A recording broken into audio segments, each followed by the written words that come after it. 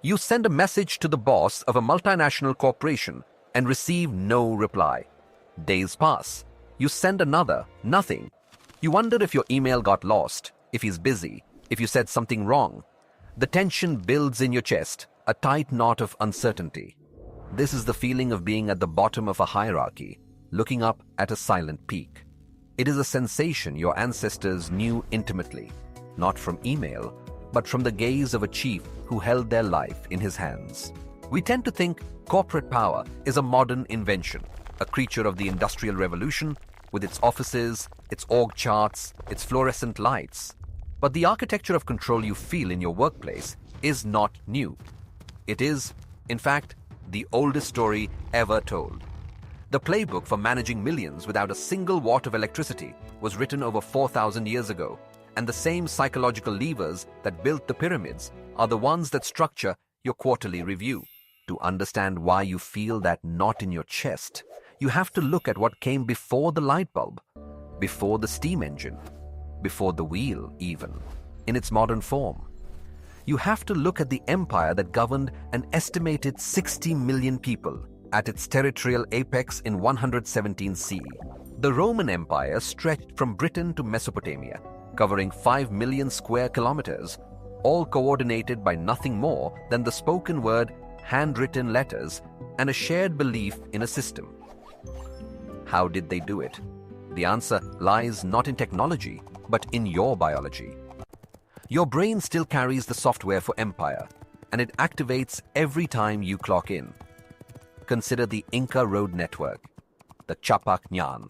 It stretched over 40,000 kilometers, linking the Andean highlands to coastal deserts. It was built using hand-carved stone and rope-suspended bridges, without any wheeled transport, without electricity, without a single horse. Human porters carried messages and goods across this entire network, enabling rapid military and administrative movement. This was not a road. It was a nervous system. It was a physical manifestation of command and control, a way for a ruler in Cusco to project his will across a continent. The empire was not held together by roads. The road was the empire, a literal circulation system for authority. Your corporate email server does the same thing. It is the digital Capac Ñan, ensuring that a directive from the top can reach the lowest level in seconds, creating the feeling of constant, all-seeing oversight. Think about that feeling. The email that never comes, the unread receipt that weighs on you. It is the same ancient tension your ancestors felt when the chief's messenger passed by without stopping. If this subtle wiring fascinates you as much as it does me, subscribe to keep uncovering these invisible threads that connect your daily frustrations to the oldest empires on Earth. And tell me in the comments, when did you first realize your inbox was not just a tool, but a surveillance system? This is where the corporate parallel becomes uncomfortable. The modern multinational enterprise, a company like the Dutch East India Company founded in 1602, was not just a business. It was a blueprint for psychological domination. The VOC issued the world's first publicly traded shares, raising 6.5 million guilders, equivalent to roughly 750 million euros today. They operated 400 ships and 50 colonial outposts by 1650, all coordinated through handwritten ledgers and maritime signal flags. There was no telephone, there was no radio, yet they controlled a global trading empire. The secret was a system of deferred rewards and manufactured scarcity. The promise of a future dividend, the threat of being left out of the next lucrative voyage, the status of holding a share. These were the invisible chains that bound the investor and the sailor alike to the company's will. It was pure distilled hierarchy, encoded not in stone, but in contract. Now here's what the psychological studies reveal. Keltner, Gruenfeld, and Anderson, in a 2003 study published in Psychological Review, found that power increases approach-oriented behavior. Participants primed with power showed a 68% standard deviation increase in their willingness to take risks and a 23% higher likelihood of initiating social contact. Power feels good. It makes you move forward, and your brain is wired to seek it. Anderson and Beardall, in a 2002 study in the Journal of Personality and Social Psychology, found that high-power individuals displayed a 31% reduction in empathy scores. The same brain that rewards you for dominating also numbs you to the people you dominate. This is the ancient logic of the alpha. In a small band of 50 hunter-gatherers, a leader who couldn't shut off empathy would be paralyzed by the constant needs of the group. The ability to reduce empathy, to see people as resources or numbers, was a survival tool for the leader. It prevented him from being drained by the suffering he had to cause. You see this in your manager. You see this in the CEO who lays off thousands while announcing record profits. They are not necessarily psychopaths. They are operating on an ancient hardwired program that says to lead, you must feel less. This is the corporate parallel no one wants to talk about. That program runs silently in every hierarchy, and recognizing it changes how you read a room.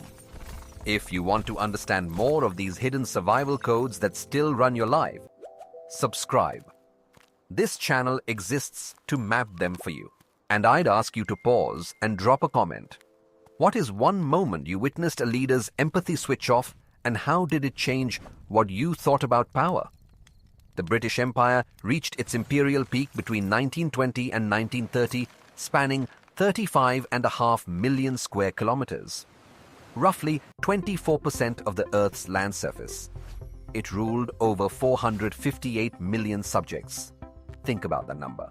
Almost 500 million people, all coordinated by a single island nation, using steamships, telegraph wires, and a civil service trained in Latin and Greek.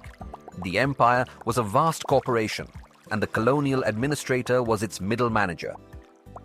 His job was to extract value, maintain order, and enforce the company line, all while believing he was bringing civilization.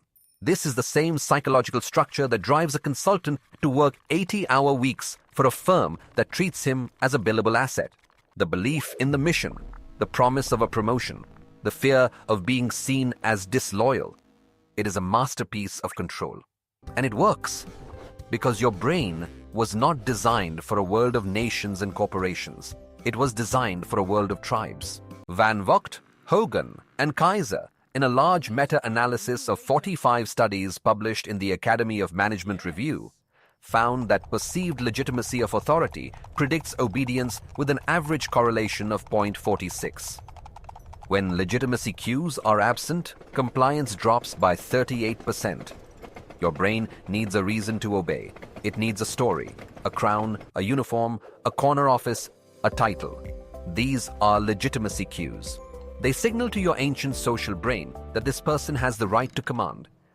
The Roman emperor had a purple robe and a laurel wreath.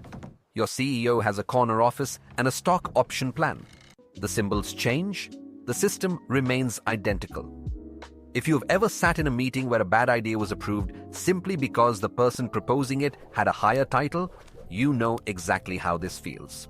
You felt the contradiction in your gut, the one between your rational mind saying this is wrong and your social brain saying stay quiet, don't challenge the chief. That is not a character flaw. That is a 200,000-year-old survival mechanism. The Code of Hammurabi, dated 1754 BCE, was not just a set of laws. It was a corporate handbook. It codified hierarchy. It established the pyramid of responsibility and blame. If a builder built a house and it collapsed, killing the owner, the builder was put to death. This is accountability, harsh and absolute. It created a predictable system where everyone knew their place and the consequences of failure. Your performance review is a direct descendant of this principle. You are evaluated, ranked, and judged according to a system you did not design. The ultimate power is the power to define the rules, and that power has always resided at the top. Before we move into how this ancient blueprint continues to shape your daily reality, consider what you just recognized. The rules you live by at work were written by someone else, long before you arrived. If you want to keep seeing behind the curtain of these inherited systems, subscribe and stay with this journey. We are only halfway through the map, and I want to hear from you. In the comments, share one rule at your workplace that feels ancient, something that seems to exist just because that's how it's always been done. The construction of the Great Pyramid of Giza around 2580 to 2560 BCE required roughly 2.3 million limestone blocks, each averaging 2.5 tons. They were moved without any mechanized power. The workforce is estimated at 20,000 to 30,000 laborers working in rotating shifts. How do you organize that? You divide the labor into smaller groups, give them a captain, give the captain a supervisor, and build a hierarchy of accountability that reaches all the way up to the pharaoh. You fill your belly with bread and beer, and you fill your mind with the belief that you are building a home for a god. It is the exact same structure as a modern construction company. The difference is the mythology of the goal. One built a tomb for a god king. The other builds a data center for a cloud provider. The psychological mechanism, the wiring that makes you accept your place and perform your function, is identical. Now, consider the Silk Road, active from roughly 130 BCE to 220 CE, facilitating trade across 6,000 kilometers of desert and mountain. It relied on caravan relay stations, post houses staffed by government officials, and horse-drawn wagons. This was a supply chain. It required coordination, trust, and a shared understanding of value across vast distances and radically different cultures. It was a network, and networks, then as now, are controlled by the nodes. The cities that controlled the relay stations controlled the flow of goods. The Han Dynasty, the Roman Empire, the Parthians, they all benefited from this network. But maintaining it required a constant projection of soft power. The promise of safe passage, the threat of banditry, the allure of exotic goods. This is the corporate supply chain of today. Amazon does not rule by military force. It rules by logistics. Its power is the power of the bottleneck, the power to connect a seller in Shenzhen to a buyer in São Paulo. The empire of the future is not territorial. It is transactional, and the psychological feeling of dependence it creates in the seller is identical to the feeling of a province in the Roman Empire. You need the center to thrive.